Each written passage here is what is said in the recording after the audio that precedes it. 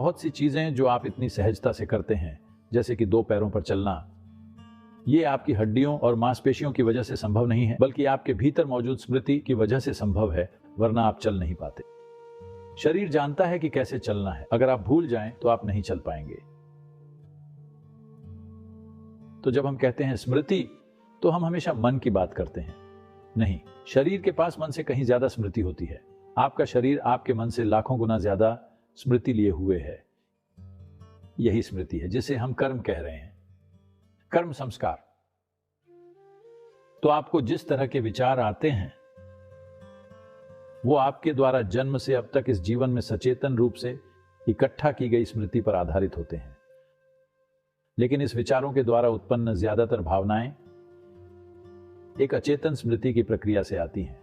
ये अचेतन स्मृति आपकी चेतन स्मृति से कहीं ज्यादा विशाल होती है। ये खुद को बाहर जाहिर करने के लिहाज से सक्रिय नहीं रहती है, लेकिन प्रभाव के मामले में सक्रिय रहती है। अभी ये स्मृति आपके जीवन में प्रत्यक्ष रूप से क्रियाशील नहीं है, लेकिन ये लाखों तरीकों से आपको प्रभावित करती है। तो क्या इसका मतलब है कि सब कुछ पहले से तय है? क्या मैं कुछ नहीं बदल सकता? नहीं, इस स्मृति की नींव पर ही आपका अस्तित्व खड़ा है।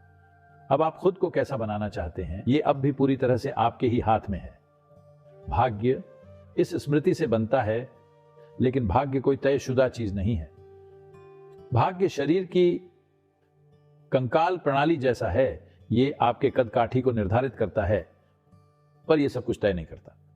आप मोटे हो सकते हैं, या अपना शरीर इस रूप में बना सकते हैं, या उस रूप में बना सकते हैं। बहुत कुछ संभव है, लेकिन आपका मूल ढांचा कुछ आंतरिक शक्तियां तय करती हैं, और ये शक्तियां मूलतः आपकी स्मृति द्वारा नियंत्रित होती हैं। तो मेरे मन में कैसे विचार आ रहे हैं, या मेरी भावनाएं कैसी हैं, इसकी चिंता करने के बजाय जरा व्यापक दृष्टिकोण से देखें कि आपके सोचने और आपके महसूस करने का कोई महत्व नहीं है। आप बस धूल के एक छोटे कण हैं। ये कण क्या सोचता है या क्या महसूस करता है, इसका कोई विशेष महत्व नहीं है।